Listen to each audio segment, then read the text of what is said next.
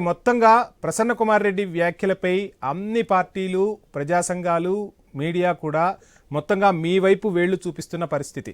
So మహిళలను గౌరవించాల్సిన అవసరమైతే ఉంది. మహిళలకు ఎక్కడా కూడా వారి గౌరవానికి భంగం వాటిల్లకుండా రాజకీయ నాయకులే కాదు ప్రతి ఒక్కరూ నడుచుకోవాలని చెప్పి ఐన్యూస్ కూడా కోరుకుంటుంది. సో ఏం చెప్తారు మొత్తం ఆ ఘటనకు సంబంధించి? నమస్కారం అండి వంశీ గారు. ఇక్కడ సంవత్సర కాలంగా ఏదైతే వేమిరెడ్డి ప్రభాకర్ రెడ్డి గారు, వేమిరెడ్డి ప్రశాంత్ రెడ్డి గారు వైఎస్ఆర్ కాంగ్రెస్ పార్టీని వదిలి తెలుగుదేశం పార్టీలో చేరిన తర్వాత అక్కడ నెల్లూరు జిల్లా రాజకీయాల యొక్క పరిస్థితి హాట్ గా ప్రశాంత్ రెడ్డి గారికి సంబంధించిన అంశాల్లో చాలా వివాదాస్పదమైనటువంటి అంశాలు నెలకొన్నాయండి. ఎందుకంటే ఈవిడ వేమిరెడ్డి ప్రభాకర్ రెడ్డి గారికి వ్యక్తిగతంగా ఆయనకు ఒక మంచి పేరు ఉంది. అయితే దీని అంతటా కూడా కాదని ప్రశాంత్ రెడ్డి గారు ఆయనకున్నటువంటి ధనబలాన్ని ఏదైతే కొన్ని రాజకీయ విపరీతమైనటువంటి ధోరణికి ఈమె దారి తీస్తుందనేటువంటి ఆలోచన విధానం అందరిలో వచ్చిందండి.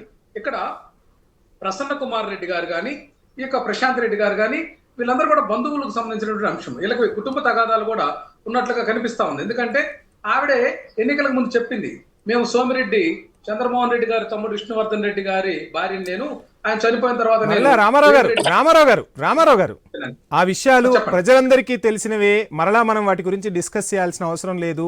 సో వారి వారి ఇష్టాల ప్రకారం వారి వారి జీవితాలు సాగుతూ ఉన్న పరిస్థితి. వ్యక్తిగతంగా విమర్శించటం తప్ప రైటా? ఈ విషయంపై ఏం చెప్తారు? అంతే. ఇక్కడ ప్రసన్న కుమార్ రెడ్డి గారి వ్యక్తిగతంగా ఆయన ఏంటంటే ఆమెకు సంబంధించినటువంటి వీళ్ళిద్దరు పరస్పరం కూడా ఎమ్మెల్యేగా పోటీ పడ్డారు కదండి. అక్కడ పరస్పర వైరుధ్యం వచ్చింది.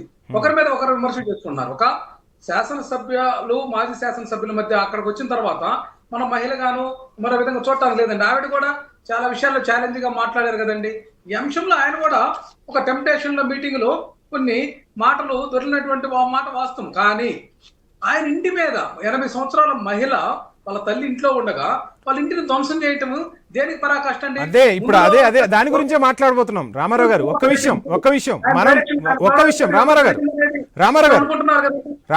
విషయం చెప్పండి.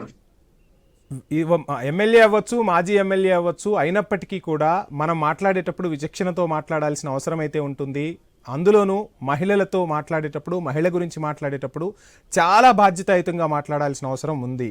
సో ఆ రోజు అక్కడ మాటల వల్లే దాడి చేశారు. ఈ దాడి కూడా ఖచ్చితంగా ఖండించాల్సిందే. కానీ ఒక వేలు వాళ్ళ వైపు చూపిస్తుంటే 4 వేళ్లు మన వైపు చూపిస్తున్నాయి అన్న పరిస్థితి కనిపిస్తోంది. ఇప్పటి నుంచైనా మార్పు రాబోతుందా? ఏం చెప్తారు?